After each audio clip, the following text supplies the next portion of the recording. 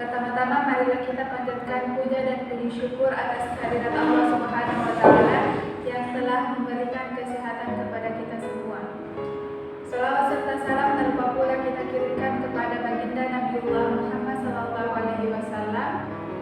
yang telah membawa umat manusia dari alam gelap gulita menuju alam yang terang benderang.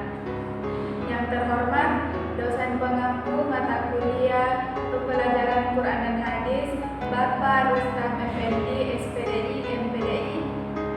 Dan langsung saja perkenalkan, kami dari kelompok 11 beranggotakan 2 orang. Saya sendiri Hatika Yunus selaku moderator dan di samping saya Warafani sebagai pemateri pertama. Adapun materi yang kami akan paparkan yaitu tentang ayat dan hadis mengenai kepedulian sosial. Kepada pemateri pertama saya persilahkan. Baiklah, terima kasih atas kesempatannya. Jadi langsung saja di sini saya akan memaparkan materi tentang pengertian kepedulian sosial. Kepedulian diambil dari kata peduli. Dalam KBBI, peduli memiliki makna mengindahkan, memperhatikan, menghiraukan. Dalam ketiga makna tersebut bisa diartikan ketika seseorang memiliki sifat peduli, maka akan memperindah suasana dengan memperhatikan kondisi lingkungan yang kurang mendukung atau kurang baik sehingga timbul rasa peduli terhadap sesama, baik itu saudara yang ada hubungan dengan keluarga atau tidak ada hubungannya dengan keluarga. Sedangkan makna sosial dalam KBBI memiliki arti komunikasi yang berkenaan dengan masyarakat, artinya suka menolong, mendermawan, dan sebagainya.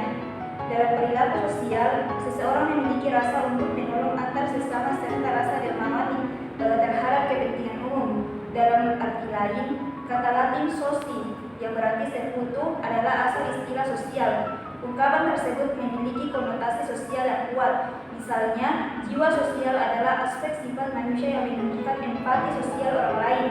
Sedangkan normal, moral, nilai, dan standar sosial yang berasal dari budaya suatu masyarakat dan berfungsi sebagai pedoman interaksi manusia dalam suatu komunitas dapat disebut dengan pemahaman sosial. Kepedulian sosial perekat yang menyatukan masyarakat dan merupakan karakteristik spesies manusia. Akibatnya, minat atau keinginan kita untuk membantu orang lain adalah kepedulian sosial.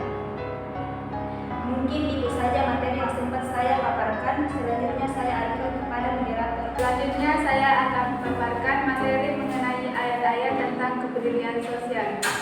Di sini terdapat surah Al-Maun ayat 1 sampai 7.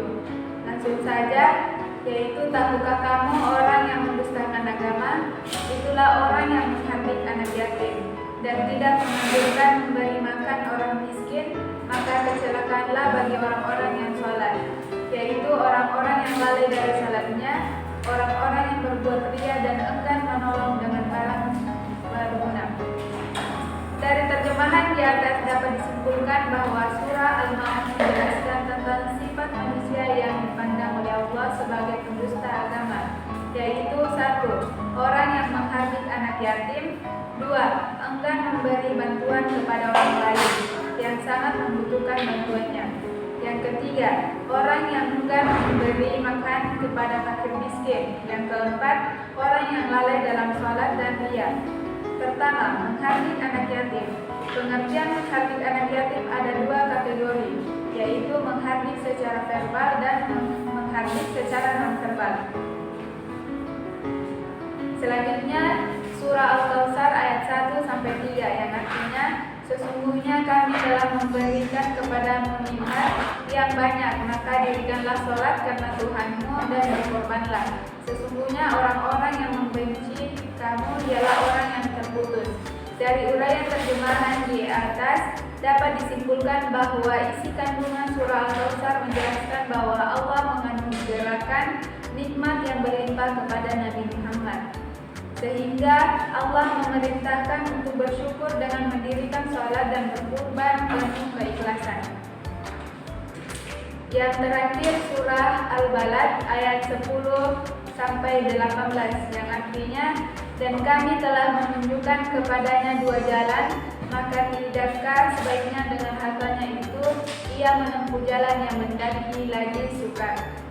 Tahukah kamu apakah jalan yang mendaki lagi sukar itu, yaitu melepaskan budak dari perbudakan dan memberi makan pada hari kelaparan kepada anak yatim yang ada hubungan kerabat, atau orang miskin yang sangat fakir, dan dia termasuk orang-orang beriman dan saling berpesan untuk bersabar dan saling berpesan untuk berkasih sayang.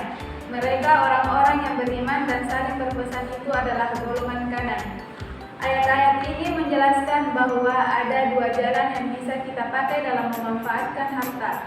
Al-Quran menyarankan kita untuk mengambil jalan yang sukar dan mendaki, yaitu memerdekakan budak atau memberi makan pada anak yatim dan orang miskin. Allah tidak menjelaskan tentang jalan yang mudah, melainkan memberi contoh jalan yang sukar. Mengapa disebut jalan yang sukar?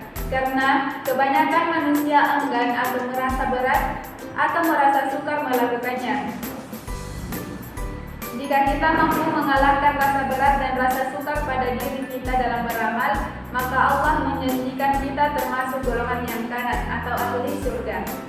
Bukalah cermin hati kita sekali lagi, apakah kita merasa sukar untuk beramal pada orang miskin dan anak yatim? Hanya cermin hati teramat dalam yang mampu menjawabnya dengan jujur. Itulah pemaparan materi dari kelompok 11 tentang ayat dan hadis kepedulian sosial.